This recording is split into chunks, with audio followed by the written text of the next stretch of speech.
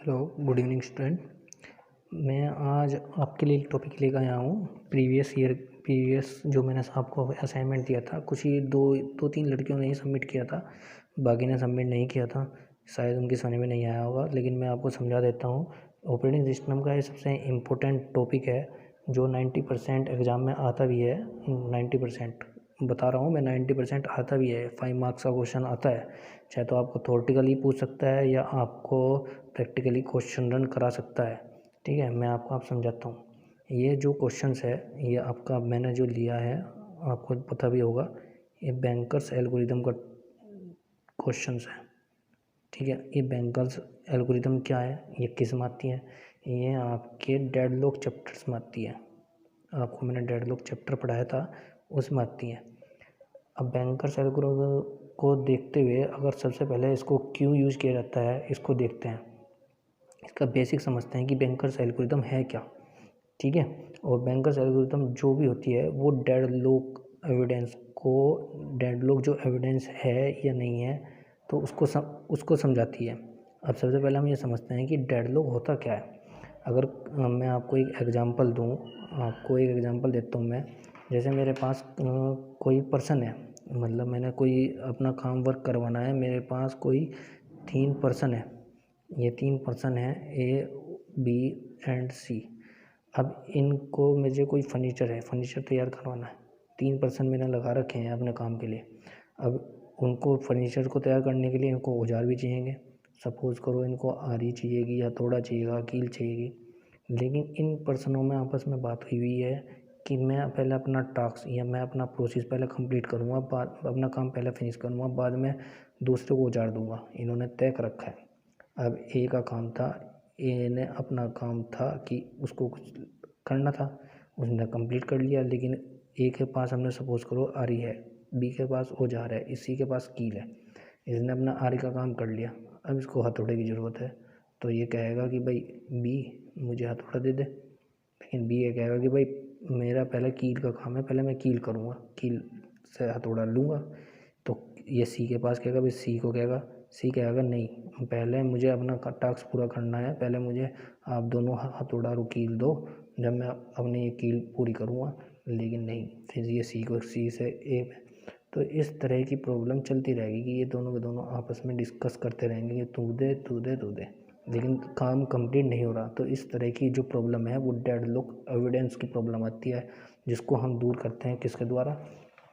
हम दूर करते हैं बैंकर्स एल्गोरिदम के द्वारा। और जो ये एक दूसरे से सामान मांग रहे हैं उसको हम क्या बोल रहे हैं? रिसोर्सिस। और जो ये इसमें जो ये टास्क कर रहा है वो क्या कहलाता है? प्रोसेस। इन 2 वर्ड को अच्छे से समझो। जो ये औजार इससे जो मांग रहा है, सामान जो मांग रहा है, उसको क्या बोल रहे हैं? रिसोर्सिस। और जो ये टास्क कर रहा है उसको क्या बोलते हैं? प्रोसेस। अब आते हैं हम अपने बैंकर्स एल्गोरिदम पे। ये मैंने आपको असाइनमेंट में क्वेश्चन दिया था।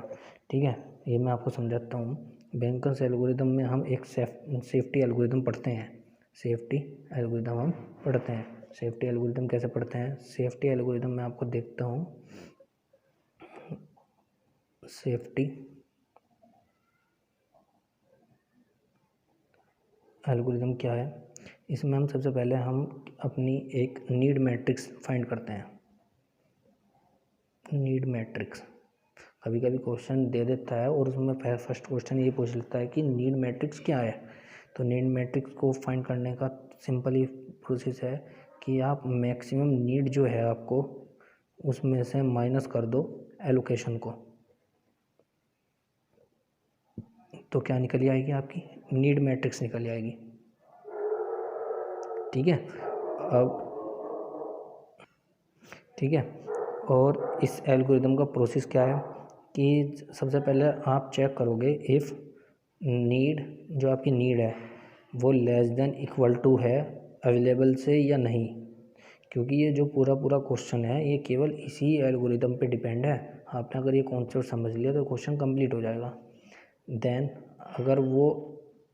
अगर ये कंडीशन जो मैंने लगाई है, अगर ये इसको फॉलो करता है, यस करता है, तो प्रोसेस हमारा एग्जीक्यूट हो जाएगा। प्रोसेस क्या हो जाएगा? हमारा एग्जीक्यूट हो जाएगा। तो हमारा प्रोसेस फिर दूसरे प्रोसेस पर जाएगा, लेकिन दूसरे प्रोसेस पे उसकी न्यू अवेलेबल कितनी रहेगी वो भी तो चेक करनी पड़ेगी।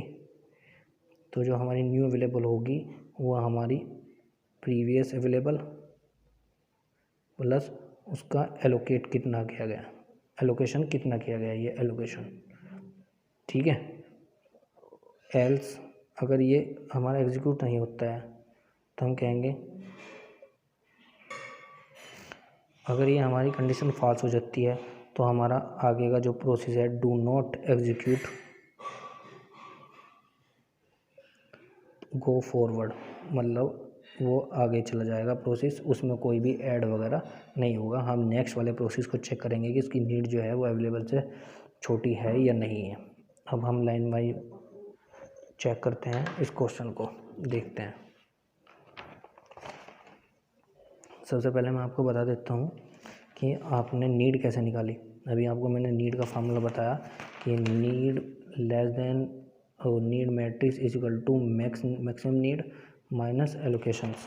कैसे कि जैसे आपको नीड मैट्रिक्स निकालनी है तो जो आपकी मैक्सिमम नीड है उसको एलोकेशन से माइनस कर दो। 7 को 0 में से माइनस करा 7 आया, 5 में से 1 माइनस करा 4 आया, 3 को 0 में से माइनस करा 3 आया। इसी तरह मैंने ये आगे का प्रोसेस करा कि 3 2 1 2 0 2 2 0 2। कभी कभी किसी क्वेश्चन में गिवन दे देता है, कभी कभी नहीं देता, तो आप कंफ्यूज मत होना, आप निकाल लेना। 9 में 3 गया 6, 0 में 0, 2 में 2 0, 2 में से 2 गई आपकी कितनी बची 0, 2 में से 1 गई 1, 2 में से 1 गई 1, 4 में 0 गई 4, 3 में से 0 गई 3 और 3 में 2 गई 1। इस तरह से मैंने आपकी रिमेनिंग नीड भी बोलते हैं इसको और नीड मैट्रिक्स भी बोलते हैं। अब हमारे पास जो अवेलेबल करंट अवेलेबल है हमारे पास 332। अब मेरा P0 प्रोसेस आया। अब मैंने आपको कहा कि आप चेक करो कि जो आपकी नीड है वो छोटी है अवेलेबल से या नहीं, मतलब अवेलेबल नीड से बड़ी अवेलेबल है या नहीं है। नीड आपकी कितनी है 743 less than equal to 332। Check कैसे होगी, आप 7 को 3 के साथ करो। 7 से बड़ा हो गया 3 नहीं, 4 से बड़ा हो गया 3 नहीं, 3 से बड़ा हो गया 2 नहीं, तो हमारी ये प्रोसेस एग्जीक्यूट नहीं हुई। अब आप इसको यहीं छोड़ दो और आप आगे चलो। फिर आपने चले P1 प्रोसेस पे। P1 प्रोसेस पे चले आप। P1 प्रोसेस की आपकी नीड कितनी है 1 2 2 less than equal to available कितना है 332।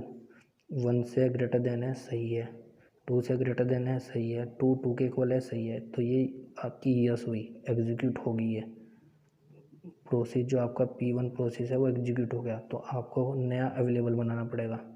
नया अवेलेबल कैसे बनाओगे, जो आपका प्रीवियस अवेलेबल है 3 और 2 इसको प्लस कर दोगे जो आपका एलोकेशंस दिया हुआ है, मतलब कि आप इसमें ऐड कर दोगे एलोकेशंस में 2 0 0 ऐड करो 3 2 5 3 0 3 2 0 2, आपके पास नया अवेलेबल आ गया।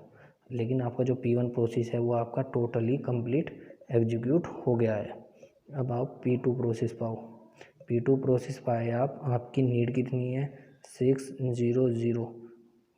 आपका करंट अवेलेबल अभी यह कितना है, ये है। क्या 6 से कंडीशन 5 बड़ी होगी, नहीं हुई, तो डू नॉट एग्जीक्यूट प्रोसेस, आप प्रोसेस को एग्जीक्यूट नहीं करोगे, ठीक है। अब आप प्रोसेस 3 पे चलो। प्रोसेस 3 कितना है आपका, प्रोसेस 3 है 0 1 1 और आपके पास करंट अवेलेबल कितना है 5 3 2। 0 से बड़ा है 5, 1 से बड़ा है 3, 1 से बड़ा है 2, तो प्रोसेस आपकी क्या होगी, एग्जीक्यूट होगी। ये प्रोसेस आपकी एग्जीक्यूट हो जाएगी। तो न्यू अवेलेबल क्या है आपके पास, अब न्यू अवेलेबल क्या बना 5, आपके पास पहले से ही 5 3 2 था और इस 0 0 1 के P3 प्रोसेस का एलोकेशन कितना है 2 1 1 5 2 7 3 1 4 2 1 3। आपके पास न्यू अवेलेबल आ गया 7 4 3। आपका P1 भी एग्जीक्यूट हो गया और P3 भी हो गया। अब आओ नेक्स्ट P4 प्रोसेस पे। P4 प्रोसेस का जो आपकी नीड है वो कितनी है 4 3 1 लेस देन इक्वल टू 7 4 3। 4 से बड़ा है 7 सही, 3 से बड़ा है 4 सही है, 1 से 3, तो ये भी एग्जीक्यूट हो गया, प्रोसेस एग्जीक्यूट। तो आपके पास न्यू अवेलेबल क्या बना, न्यू अवेलेबल्स बनता है आपके पास क्या, कि आपके पास अवेलेबल कौन था, 743 था, और इसका एलोकेशन कितना है, 0 कितना है, 002 ऐड करो 7 4 3 2 5, ये भी आपका एग्जीक्यूट हो गया। अब आपका कौन सा प्रोसेस बचा हुआ था जो एग्जीक्यूट नहीं होता, P0। अब P0 पर आओ दोबारा से, आपका जो नीड है P0 की कितनी है, 743 लेस देन, और आपकी ये कितनी है 745 इक्वल है, सही है, 4 इक्वल है, सही है, ये इससे ग्रेटर देन है तो एग्जीक्यूट होगा प्रोसेस हमारा एग्जीक्यूट होगा। तो न्यू अवेलेबल कितना बन गया हमारा, न्यू बन गया, करंट हमारे पास कितना था पहले 745, इसको एलोकेट कितना करा गया है 010 तो कितना बन गया 7415505। अब हमारे पास इतना बन गया, ठीक है। अब हमारे पास P0 भी प्रोसेस एग्जीक्यूट हो गया, हमारे पास क्या है P0 तो एग्जीक्यूट हो गया।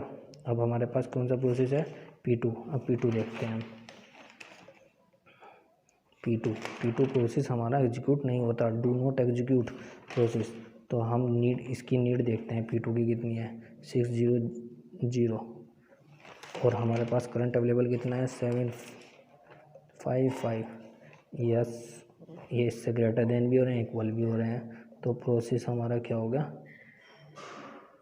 एग्जीक्यूट होगा। तो हमारे पास न्यू अवेलेबल क्या बनेगा, अब न्यू अवेलेबल हमारे पास अवेलेबल कितना था 755, P2 का लोकेट कितना करा गया है 3002, तो 7 10 5 7, दिस इज़ योर आंसर। क्योंकि आपको ये 10 5 7, क्योंकि स्टार्टिंग में ही क्वेश्चन में आपको रिसोर्सेज देगा कि 3 रिसोर्सेज हैं जिनको एलोकेट किया गया है 10 5 7। अब उनका आप सेफ स्टेट निकालिए, तो आपका सेफ स्टेट क्या हो गया, पहले आपका P1 प्रोसेस एग्जीक्यूट हुआ था, P1 के बाद आपका P3, P4, फिर आपका P0, फिर आपका P2, ये आपका सेफ स्टेट हो गया। नीड मैट्रिक्स बनानी है, नीड मैट्रिक्स मैंने आपको क्वेश्चन में पहले ही बता दिया, ये आपकी नीड मैट्रिक्स है, ठीक है। और इस तरह से आप ये पूरा क्वेश्चन करोगे आपको 5 मार्क्स मिलेंगे, ठीक है। Thank you.